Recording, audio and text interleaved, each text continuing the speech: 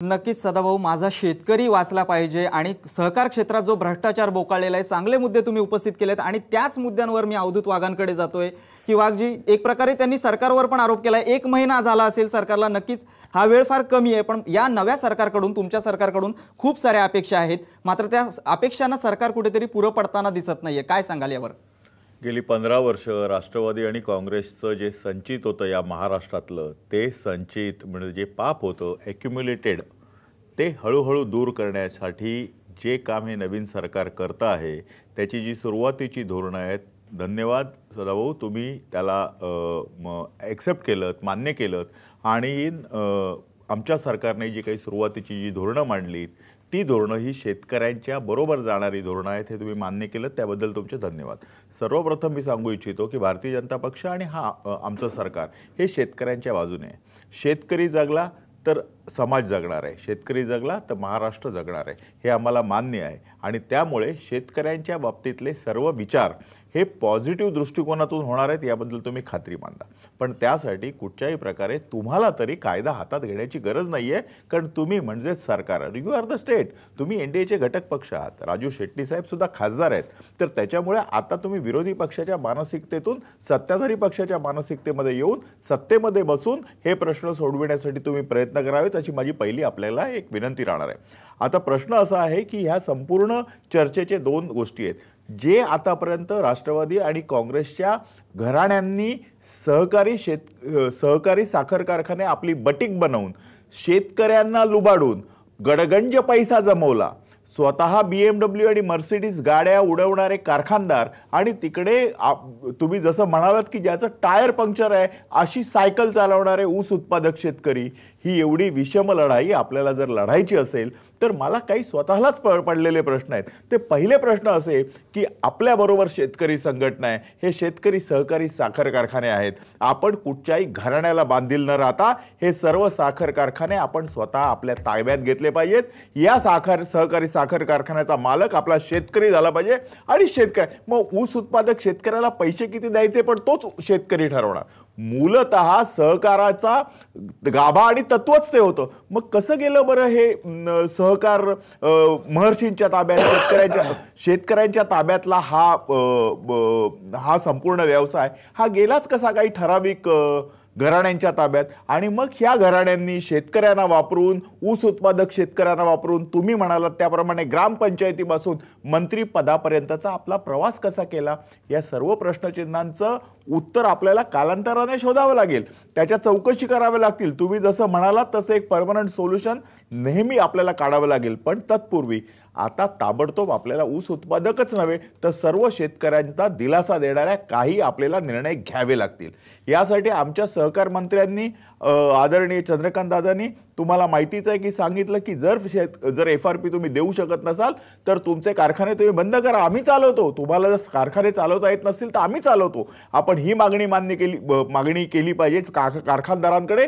जर तुम्हाला कारखाने चालवता येत नाही तर ते आम्ही चालवू. तुम्ही सोडून द्या, सहकारी साखर कारखाने चालवायचा ठेका काही तुम्ही घेतला नाही, आम्हाला चालू शकत नाही आम्ही असं पण नाहीये, आणि कोण तुमच्याकडे आरती घेऊन आलेलं नाहीये की सहकारी साखर कारखाने तुम्हीच चालवावेत. आमचा जो शेतकरी ऊस उत्पादक करतो, जो शेतकरी एक संघटना स्थापन करतो, त्या संघटनेतले कार्यकर्ते, तो ऊस उत्पादक शेतकरी हे सुद्धा सहकारी साखर कारखाना चांगल्या पद्धतीने चालवू शकतील, हे दाखवण्यासाठी आता सर्वांनी एकत्र यायची वेळ आहे. आपण सर्व शेतकऱ्यांना एकत्र केलं, आता सर्व साखर कारखाने आपण आपल्या ताब्यात घ्यायची वेळ आलेली आहे.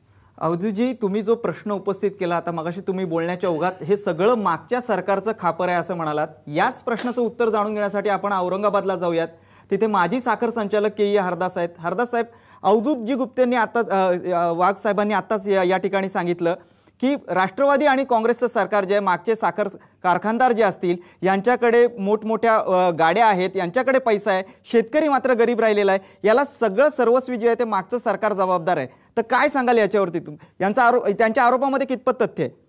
नाही, माझं म्हणणं की आता सरकार आपल्या ताब्यामध्ये आहे तर त्यांना कारखाने घेण्याची संमती कशाला पाहिजे? सरळ सरळ प्रशासक नेमून किंवा या दोषी कारखान्यावर गुन्हे नोंदवण्यापर्यंतचे अधिकार आता प्राप्त झालेले आहेत आणि म्हणून तशा नोटीसही साखर आयुक्तांनी दिलेल्या आहेत.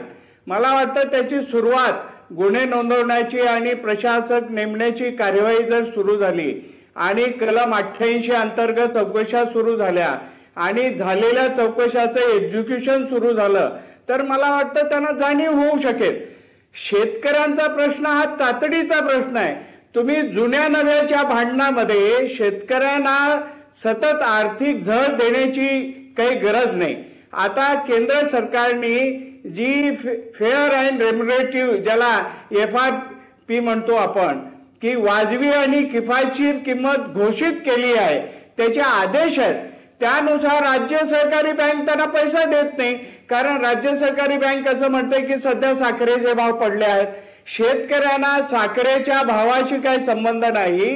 साखरेचं जे धोरण आयात निर्यातचं धोरण आहे हे केंद्र शासनाने ठरवायला पाहिजे की जर साखर कारखान्यांना निर्यात करून जर 4 पैसे जास्त मिळत असतील तर तसं त्यांनी धोरण ठेवून शेतकऱ्यांचा फायदा शेतकऱ्याला केंद्रीभूत ठेवून केंद्र व राज्य शासनाने निर्णय घेतल्याशिवाय मला वाटतं हा प्रश्न सुटत नाही.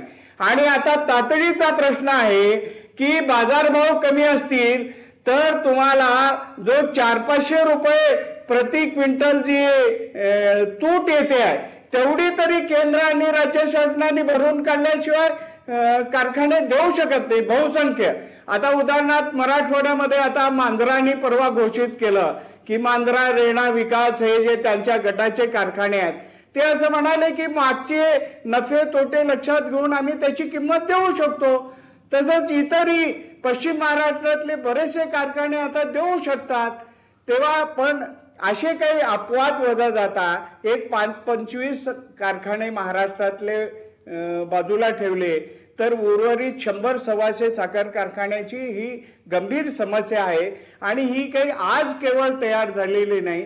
याचा सरकारने गांभीर्याने विचार केला पाहिजे. आणि काही खाजगी कारखाने आता नॅचरल शुगर सारखा कारखाना हा सर्रास सांगतो की आम्हाला जर सरकारने त्याबद्दलचे काही बंधनं नाही आणली आणि आम्हाला जर साखर निर्यातीला परवानगी दिली तर त्याची रास्त किंमत ते देऊ शकतात. तेव्हा मला वाटतं केंद्र सरकारच्या आयात निर्यात धोरणाचा हा परिणाम आहे. केंद्र आणि राज्याच्या टॅक्सेस मध्ये सवलत देण्याचा हा प्रश्न आहे. तो जर निर्णय झाला तर तातडीने तुम्हाला किमान आणि किफायतशीर दर देण्याची शक्यता आहे. अन्यथा हा वाद केवळ राजकारण याच्यामध्ये घुसवून हा वाद सुटणारा नाहीये. मला वाटतं सध्याच्या सरकारने आणि साखर आयुक्तांनी निपक्षपातीपणे शेतकऱ्यांची बाजू घेऊन त्यांचा जो योग्य वाटा आहे, पूर्वी जे स्टॅच्युटरी मिनिमम प्राइस नावाचा जो कायदा होता की किमान वैधानिक दर देण्याची बंदी होती ती आता काढून घेतली आणि त्याला आता FRP केलं आणि सरकार त्यामधून जे अलिप्त झालं त्यामुळे शेतकरी निराधार झाला आहे. शेतकऱ्याला कारखान्याच्या मर्जीवरती सोपवलं जात आहे.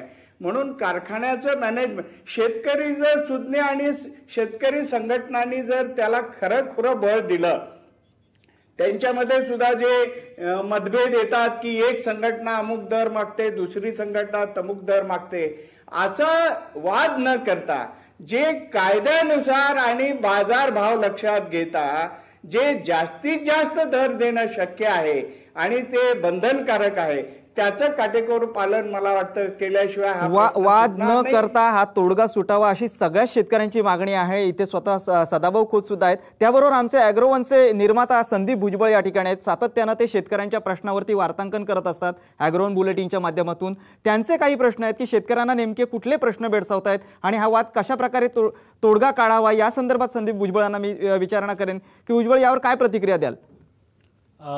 मयुरेश, आता जर पाहिलं आपण तर ऊसाची जी शेती आहे तिचा वाढलेला उत्पादन खर्च हा दिवसेंदिवस म्हणजे दरवर्षी वाढत चाललेला आहे आणि उत्पादन खर्चावर आधारित हमी भाव हीच शेतकरी संघटनांची आणि शेतकऱ्यांची मागणी आहे आणि तो त्यांना मिळवण्यासाठी खूप झगडावं लागतं. गेल्या अनेक वर्षांपासून झगडावं लागतंय. यंदा सरकार बदललं राज्यात आणि देशामध्ये तरीसुद्धा शेतकऱ्यांचा झगडा काय म्हणजे शेतकऱ्यांचं भांडण करण्याचं जी त्यांच्यावर वेळ पुन्हा पुन्हा येते. सरकारसोबत असेल, प्रशासनासोबत असेल, कारखानदारांसोबत असेल. शेतकऱ्यांचं एकच म्हणणं आहे की आमचा उत्पादन खर्चावर आधारित हमीभाव देण्यासाठी तो आमचा जो हक्काचा आहे तो तरी आम्हाला वेळेवर द्या, तेवढ्यासाठी तरी भांडणाची वेळ आणू नका, एवढी शेतकऱ्यांची माफक मागणी आहे. मयुरेश. संदीपजींनी खूप चांगल्या पद्धतीने सांगितलं की शेतकऱ्यांची माफक अपेक्षा आहे की आम्हाला जगू द्या. आपल्याला याच विषयासंदर्भात पंजाबराव पाटील आहेत औरंगाबादवरून, त्यांच्याशी सुद्धा बातचीत करायची आहे. मात्र इथे एक छोटासा ब्रेक घेऊयात. कुठेही जाऊ नका, पाहत राहा आवाज महाराष्ट्राचा.